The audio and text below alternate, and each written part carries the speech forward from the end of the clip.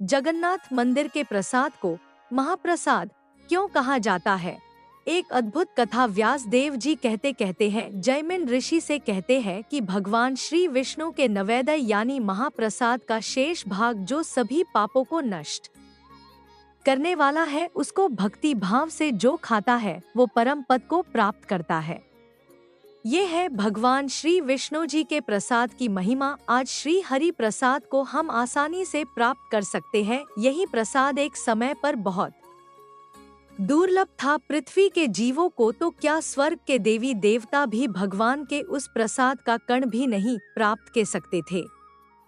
एक समय ऐसा था, भगवान के प्रिय भक्त नारद मुनि को भी भगवान श्री हरि का उच्छिष्ट प्रसाद नहीं मिलता था, जो आज हम मनुष्यों को भगवान ने सुलभता से दे दिया है।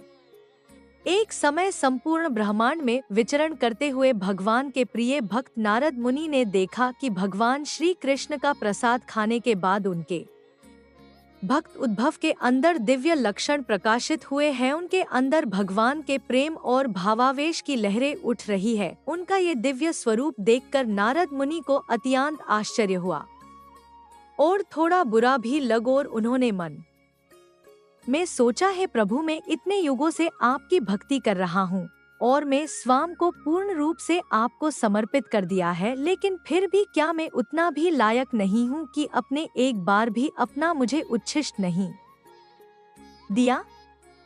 लेकिन मैंने भी अब ये निर्णय कर लिया है, आपकी कृपा से ही आपके उच्छिष्ट प्रसाद को प्राप्त करके रहूंगा।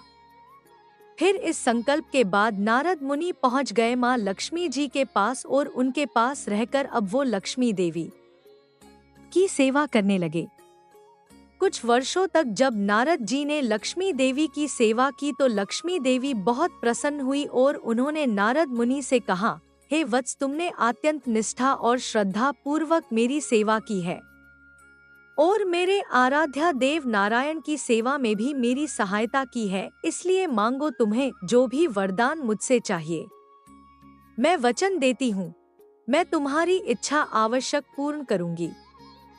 और बस नारद मुनि को तो इसी समय का इंतजार था। उन्होंने तुरंत माँ लक्ष्मी से कहा, है माता, अगर आप सच में मुझ पर कृपालु है तो कृपया मुझे मेरे आराध्या देव श्री हरि का उच्छिष्ट प्रसाद दें, और फिर मुझे अधिक नहीं चाहिए, केवल एक मुट्ठी ही दे दीजिए माता।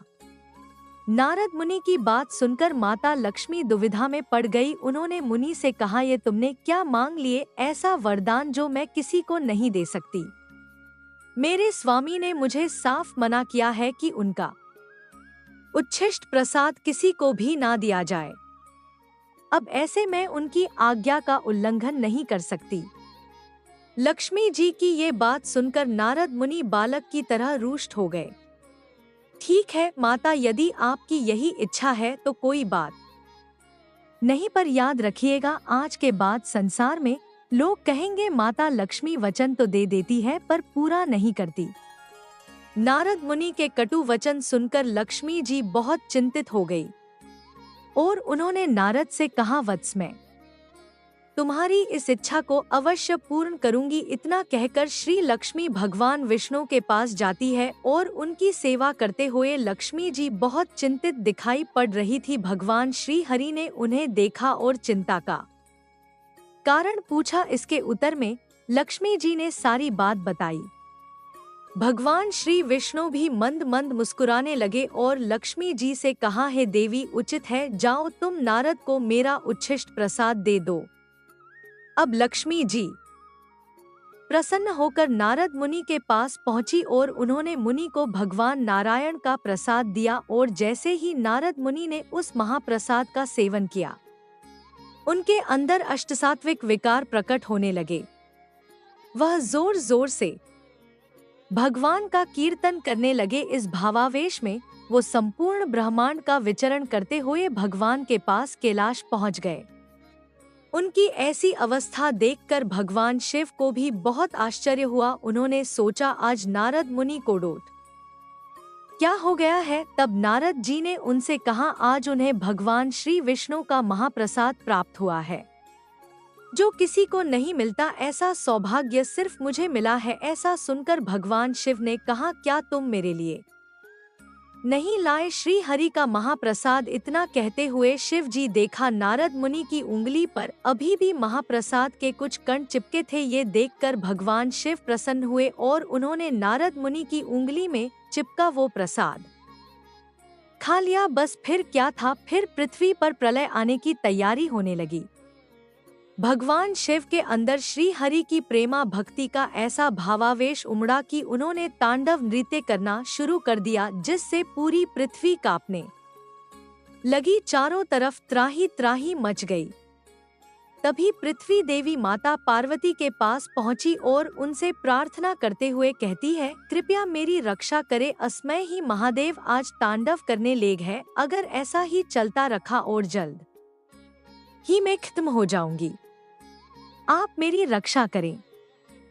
पृथ्वी देवी के विनती सुनकर माता पार्वती भगवान शिव के पास जाकर उन्हें शांत करती है और इस स्थिति का कारण पूछती है। आप इतने भावावेश में कैसे आ गए थे? तब शिव जी ने भगवान विष्णु के उच्छिष्ट महाप्रसाद की सारी बताई। ये सुनकर माता पार्वती को बहुत क्रोध आया।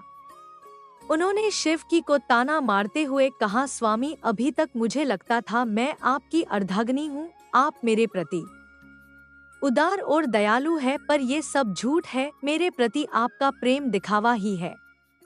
ये बात मुझे आज समझ आई है। इतने बड़े धन को आपने मुझसे छिपा के अकेले ही ग्रहण कर लिया। कोई बात नहीं, अब मैं भी प्रतिज्ञा लेती हूँ। यदि भगवान विष्णु के मन में मेरे प्रति दया है तो मैं तीनों लोकों में प्रत्येक मनुष्य जीव जंतु को उनका महाप्रसाद दिलाऊंगी। और फिर उन्होंने भगवान श्री हरि की घोर तपस्या की। उनसे प्रसन्न होकर भगवान नारायण उनके सामने प्रकट हुए। उन्होंने माता पार्वती को वरदान देते हुए कहा, है देवी, तुम्हारी इच्छा अवश्य पूर्ण होगी। मैं तुम्हारे समक्ष प्रतिज्ञा लेता हूँ, मेरा महाप्रसाद बिना भेदभाव के सभी में वितरित होगा, जिसकी सुगंध से ही जीव भौतिक जंजीरों से मुक्त हो जाएगा और अपनी भौतिक इच्छा का त्याग करेगा। कलयुग में मेरा आविर्भाव होगा, तब विमला देवी के नाम से तुम मेरे निकट ही वास करोगी। मुझे अर्पित भोग सबसे पहले तुम्हारे प्रदान किया जाएगा और फिर उस उच्छिष्ट महाप्रसाद को अभी जीवों में विस्तृत किया जाएगा।